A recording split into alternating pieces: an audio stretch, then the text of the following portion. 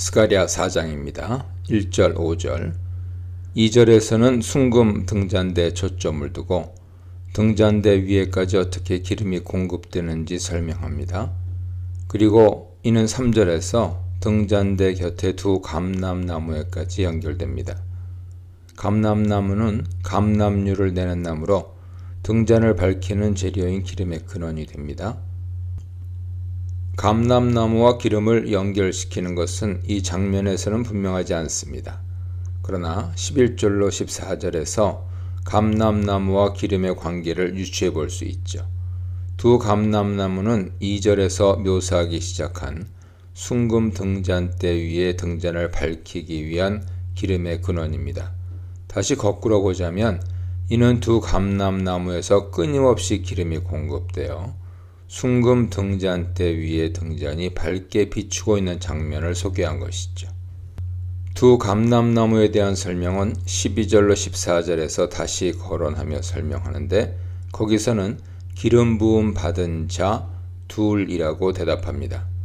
두 감람나무의 정체는 환상의 의미를 밝히는 가운데 드러나지만 순금 등잔대는 이 환상과 환상에 대한 설명에서 여전히 베일에 쌓여 있습니다. 따라서 우리는 추측할 수밖에 없는데요. 이에 대해 대체로 세 가지 해석이 제시됩니다. 문맥상 순금 등잔대 환상이 성전 재건과 관련된다는 점을 고려할 때 순금 등잔대는 하나님 백성을 가리키기보다는 일반적으로 하나님의 임재를 상징하며 더욱 구체적으로는 성전을 가리킨다고 할 수 있습니다. 두 감람나무의 정체가 궁극적으로는 메시아적 인물이겠지만 구체적으로는 여호수아와 스룹바벨이라는 두 인물이라고 한다면 순금 등잔대 환상은 기름이 공급되어 등잔대가 유지되듯이 이 둘을 통해 성전이 완성된다는 의미로 해석할 수 있습니다. 6절로 7절입니다. 1, 3절에서 환상 내용을 소개했는데 4절 이후에서는 이 환상이 의미하는 바에 집중합니다. 다른 환상들에서는 스가랴가 이것들이 무엇이니까 라고 물을 때 천사가 대답하며 환상의 의미를 밝혔습니다. 그러나 여기서는 11, 14절에 가서야 이 질문을 다시 확인한 후 감람나무 정체에 대해 밝히는데 그 대답 역시 구체적이지는 않습니다. 또한 순금 등잔대 의미는 더욱 모호하게만 남겨지죠. 4, 5절에서는 환상에서 보여주는 것들이 무엇인지 주목하게 합니다. 그러나 6, 7절의 대답은 이 질문에 대한 직접적인 대답이 아니죠. 6, 7절은 여호와께서 스룹바벨에게 하신 말씀을 담고 있습니다.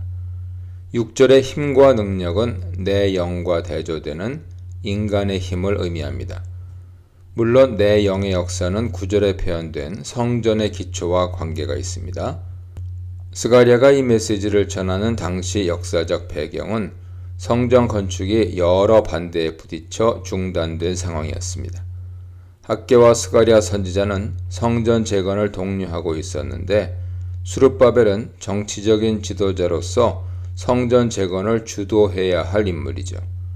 인간의 힘과 능력으로가 아니라 여호와의 영으로 성전 재건이 가능함을 권고하며 주변 환경이나 인간적인 조건이 아니라 하나님을 의지하도록 권고하는 메시지입니다. 7절은 성전 재건에 방해가 되는 것을 산에 비유했으며 산이 평지가 된다는 것은 평탄하게 일이 진행될 것이라는 점을 의미하죠. 7절의 머릿돌은 건물의 완성 단계에 놓는 중요한 돌을 가리키며 성전이 완성될 때 하나님의 은총이라고 모두가 인정하게 될 것입니다. 그러나 성전의 완성은 곧 성전이라는 건물의 완성만을 의미하지는 않습니다. 순금 등잔대라는 환상을 통해 암시하듯이 여호와께서 자신의 언약 백성 가운데 다시 거하신다는 것을 의미합니다. 성전의 완성은 언약 공동체, 신앙 공동체의 회복이 시작되었음을 알리는 신호인 셈입니다. 이런 점에서 성전 재건은 단순히 인간의 힘이나 능력이 아니라 여호와의 영이 함께 하시는 역사입니다. 8절로 10절입니다. 6, 7절이 스룹바벨에게 한 말씀이었다면 여기서는 스룹바벨이 할 일과 관련하여 이스라엘 백성에게 촉구의 말씀을 전하고 있습니다. 9절에서는 하나님의 사역 대행자를 가리키죠. 6절에서 힘으로 되지 아니하며 능력으로 되지 아니하고 오직 나의 영으로 되느니라 라고 했으나 이는 단순히 하나님의 영이 모든 것을 다 한다는 뜻이 아닙니다. 하나님의 백성이 구체적으로 하나님 앞에 나오기를 원한다는 말씀입니다. 9절에 나를 너희에게 보내신 줄을 네가 알리라 라는 표현은 여호와의 예언의 말씀이 성취될 것을 강조하는 표현입니다. 다시 말해 선지자를 통해 대언되는 여호와의 말씀이 성취됨으로써 그 선지자가 하나님이 보내신 선지자임을 인정하게 된다는 뜻입니다. 10절에서 작은 날이라고 멸시하는 것은 당시 제2성전에 초라한 외양이 얽힌 사람들의 시선을 가리킵니다.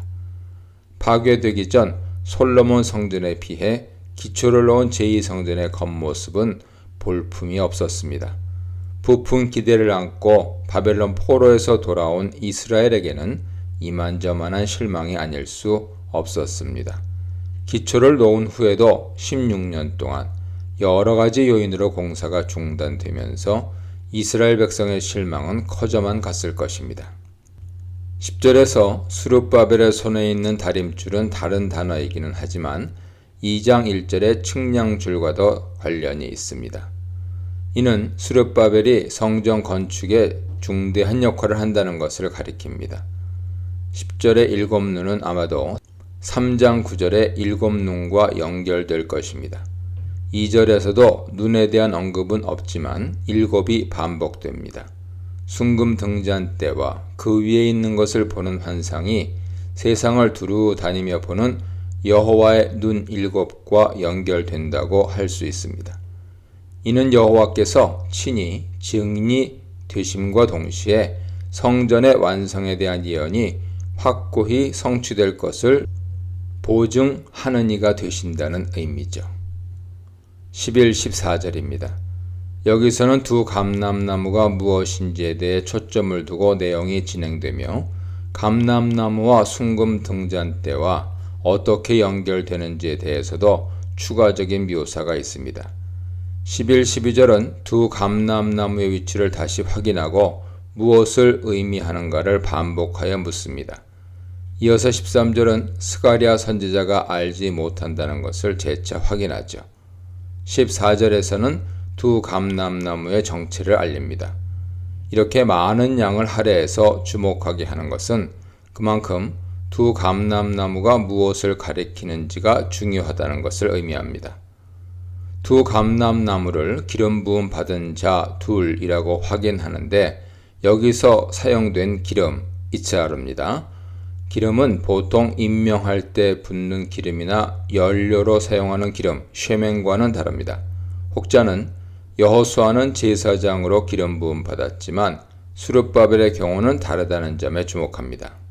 그리하여 기름 부음 받은 자 둘을 역사적 인물인 여호수아와 스룹바벨로 해석하는 것에 반대합니다. 그러나 본문에서 특별한 언급이 없다는 것은 스가랴서의 첫 독자들이 기름 부음 받은 자 둘이 누구를 가리키는지를 분명히 알았다는 것을 암시할 것입니다. 따라서 1차적으로는 기름 부음 받은 자 둘은 여호수아와 스룹바벨을 가리킵니다. 하지만 하나님의 대행자로서의 기름 부음 받은 자 둘은 궁극적으로 메시아를 통해서만 성취될 것입니다. 요컨대 우리는 1차적으로 당시의 역사적인 두 인물에게 적용하지만 궁극적인 의미에서는 성전의 완성을 이룰 메시아적 인물을 가리킨다고 해야 할 것입니다. 순금 등대와 두 감람나무, 하나님 나라는 하나님의 영으로 작은 일이 아니다에 대해 묵상해 보시기 바랍니다.